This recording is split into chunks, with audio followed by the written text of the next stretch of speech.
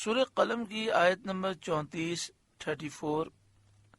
سورہ قلم کا دوسرا رکوع اور 29ویں پارے کا چوتھا رکوع۔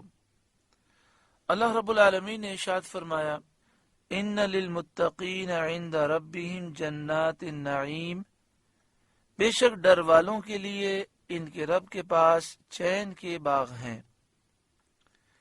متقین کے لیے، متقین اسے کہتے ہیں جو اللہ پر ایمان رکھیں، سچ پکی توبہ کریں اور اللہ کے خوف کی وجہ سے تمام گناہوں کو چھوڑ دیں، اور بالفرض کوئی گناہ ہو جائے تو فوراً توبہ کر لیں، اللہ کی بارگاہ میں روئیں اور گر گڑا کر اللہ تعالیٰ کو راضی کریں۔ بے شک ڈر والوں کے لیے، متقیوں کے لیے ان کے رب کے پاس آخرت میں جنات النعیم، چین کی جنتیں ہیں، چین کے باغ ہیں۔ مشرکین نے مسلمانوں سے کہا تھا کہ اگر مرنے کے بعد ہم پھر اٹھائے بھی گئے تو وہاں بھی ہم تم سے اچھے رہیں گے اور ہمارا ہی درجہ بلند ہوگا، جیسے کہ دنیا میں ہمیں نعمتیں ملی ہیں، آسائش ہے۔ اس پر یہ آیت نازل ہوئی جو آگے آتی ہے، أَفَنَجْعَلُ الْمُسْلِمِينَ كَالْمُجْرِمِينَ، کیا ہم مسلمانوں کو مجرموں جیسا کر دیں اور ان مخلص فرمانبرداروں کو، ان ظالموں، معاند، باغیوں، کافروں پر فضیلت نہ دیں گے؟ ہماری نسبت ایسا گمان فاسد ہے۔ یعنی یہ کافر کہتے ہیں کہ جس طرح دنیا میں نعمتیں ملی ہیں، آخرت میں ہم جائیں گے تو اے مسلمانوں تم سے اچھی نعمت ملیں گی۔ تو فرمایا کہ کیا ہم مسلمانوں کو مجرموں جیسا کر دیں؟ ایسا نہیں ہوگا، مسلمانوں کو عیش و آرام کی نعمتیں آخرت میں ملیں گی اور مجرم جہنم کے عذاب میں ہوں گے۔ ما لکم کیف تحکمون، تمہیں کیا ہوا، کیسا حکم لگاتے ہو؟ یعنی جہالت کی وجہ سے کیسی باتیں تم کرتے ہو۔ ام لکم کتاب فیہ تدرسون، کیا تمہارے لیے کوئی کتاب ہے جس میں پڑھتے ہو؟ کیا کوئی آسمانی کتاب ہے جس میں یہ بات لکھی ہے؟ ان لکم فیہ لما تخیرون، کہ تمہارے لیے اس میں جو تم پسند کرو۔ ام لکم ایمان علینا بالغۃ الی یوم القیامہ، یا تمہارے لیے ہم پر کچھ قسمیں ہیں قیامت تک پہنچتی ہوئی جو منقطع نہ ہوں اس مضمون کی، ان لکم لما تحکمون، کہ تمہیں ملے گا جو کچھ دعویٰ کرتے ہو، یعنی اپنے لیے جو تم دعویٰ کرتے ہو تمہیں وہ ملے گا۔ کیا اللہ تعالیٰ نے تم سے کوئی وعدہ کیا ہے؟ اللہ تعالیٰ کے نزدیک خیر اور کرامت کا جو تم دعویٰ کرتے ہو، کیا یہ کوئی تم سے وعدہ ہے؟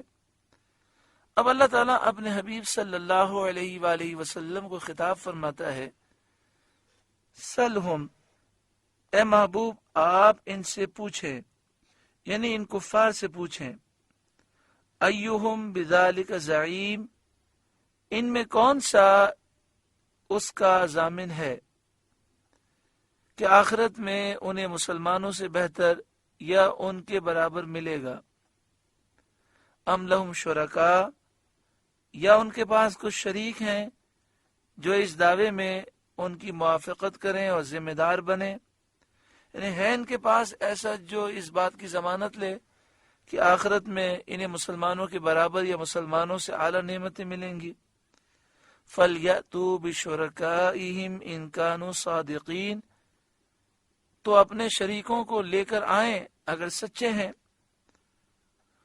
حقیقت میں وہ باطل پر ہیں، نہ ان کے پاس کوئی کتاب ہے جس میں یہ مذکور ہو جو وہ کہتے ہیں، نہ اللہ تعالیٰ کا کوئی عہد ان سے ہے، نہ کوئی وعدہ ہے، نہ کوئی ان کا ضامن ہے اور نہ کوئی ان کی موافقت کرنے والا ہے۔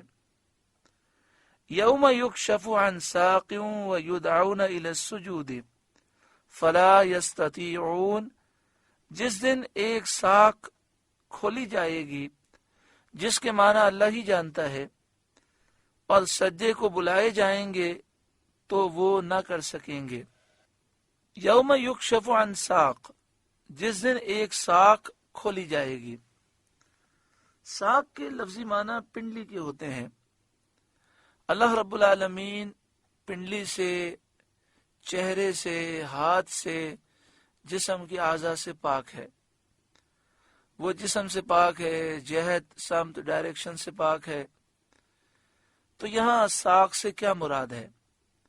تو اعلی حضرت امام اہل سنت ترجمہ اس طرح کرتے ہیں، جس دن ایک ساق کھولی جائے گی، جس کے معنی اللہ ہی جانتا ہے۔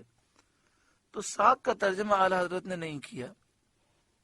صدر الافاضل مولانا نعیم الدین مراد آبادی علیہ رحمہ لکھتے ہیں، جمہور کے نزدیک کشف ساق، ساق کا کھولنا، شدت اور صعوبت امر سے عبارت ہے، جو روز قیامت حساب و جزا کے لیے پیش آئے گی۔ یعنی جمہور کہتے ہیں کہ کشف ساق کا مطلب یہ ہے کہ کل بروز قیامت حساب اور کتاب کے وقت جو شدت ہوگی اور معاملات جو مشکل ہوں گے، یہ مراد ہے۔ حضرت عبداللہ بن عباس رضی اللہ تعالی عنہما نے فرمایا کہ قیامت میں وہ بڑا سخت وقت ہے، یعنی قیامت میں وہ وقت جو حساب کتاب کا ہوگا وہ بہت سخت ہوگا۔ سلف کا یہی طریقہ ہے، یعنی بزرگان دین کا یہی طریقہ ہے کہ وہ اس کے معنی میں کلام نہیں کرتے، اور یہ فرماتے ہیں کہ ہم اس پر ایمان لاتے ہیں اور اس سے جو مراد ہے وہ اللہ کی طرف تفویض کرتے ہیں، سپرد کرتے ہیں۔ یعنی یوم یکشف عن ساق کے معنی کے متعلق جمہور یہ کہتے ہیں، سلف صالحین یہ کہتے ہیں کہ ہم اس کے اس معنی پر ایمان لاتے ہیں جو معنی ہیں وہ اللہ جانتا ہے، اور ہم اس معنی پہ بحث نہیں کرتے۔